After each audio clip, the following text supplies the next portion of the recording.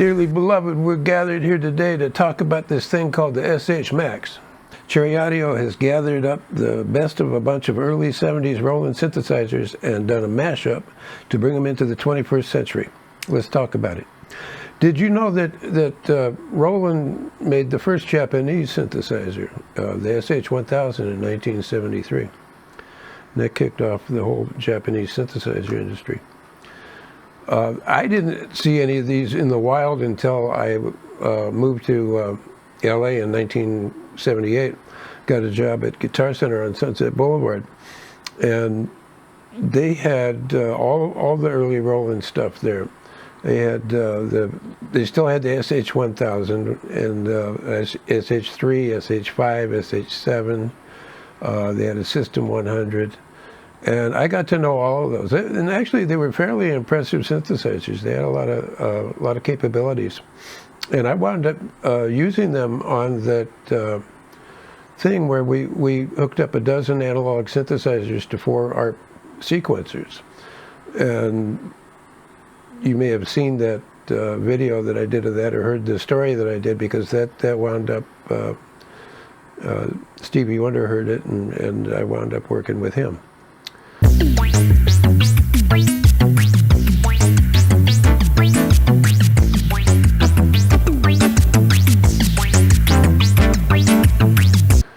And there were early ARP synthesizers on that recording, because anything that had a control input got a jack plugged into it and got put into use, and all that, all the early Roland stuff had, control voltage inputs.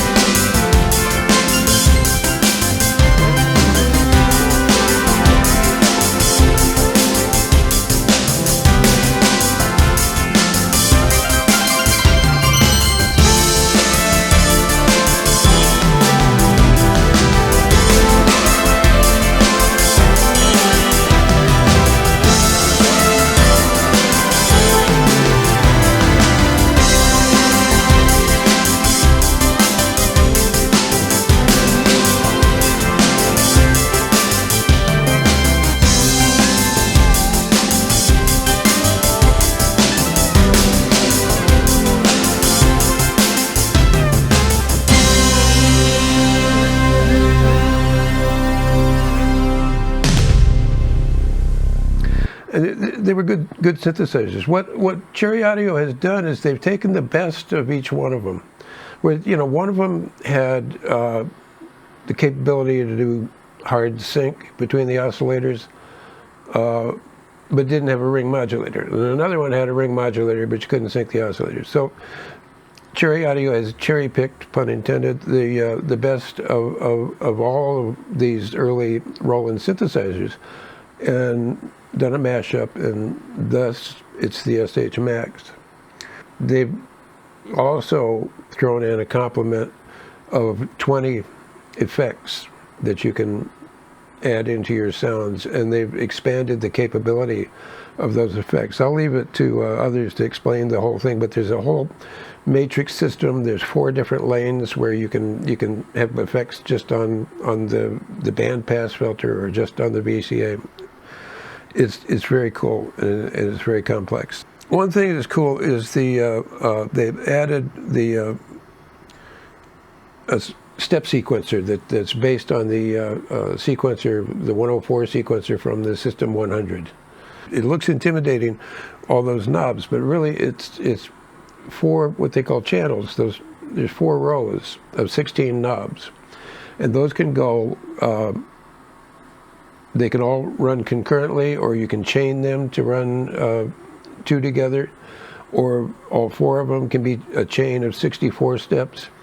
But the very cool thing is that you can adjust how each channel plays back, whether it just plays once or it can loop, is the normal thing, or it can ping-pong, which it'll go forward and then play backward, and or random. So you can use these knobs and set 16 different parameters, or actually up to 64. But I mean, if you're using the 4 channels to run concurrently, you can set them to do different things, and they don't necessarily have to control pitch, because the second row where it's labeled function, the first function is pitch, and the second one is VCF. The third one goes just to the bandpass filter, and the fourth one to the just to the volume. So you can set up accents, and plus they've added at the end. This wasn't in the original one. There's chance controls where you can reduce the probability of a step triggering, and there's a field control, push against the beat. There's a swing control. You can limit the number of steps, and interesting thing that you can do is you can do polyrhythms with it by, say, having channel A have 8 steps and channel B have 5, and maybe channel 3 will have 3, and so they're going to do 3 against 5 against 8, and you get some complex stuff going on with it. It's interesting. I like it. There's some cool presets there. This one, I like this. I did a little piece. This is a preset that James Dyson did called From a Hot Air Balloon, and I just used that. And it's like a one-finger job, It sounds like there's more going on, but it's because what he's done is he's programmed in different chords that every time the sequencer moves, it changes the voicings, and it's very cool. You'll hear it.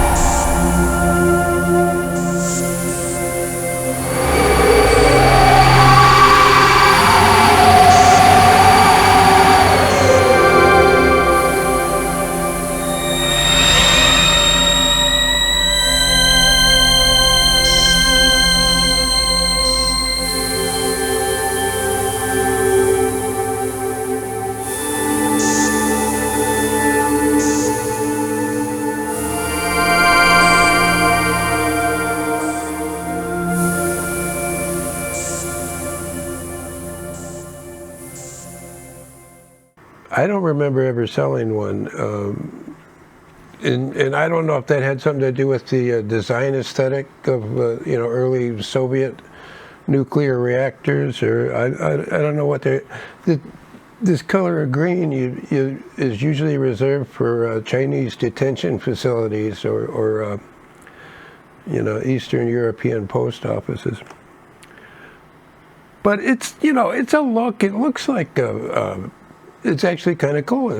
Those old nuclear reactor control rooms. I don't know. But the sound is what matters.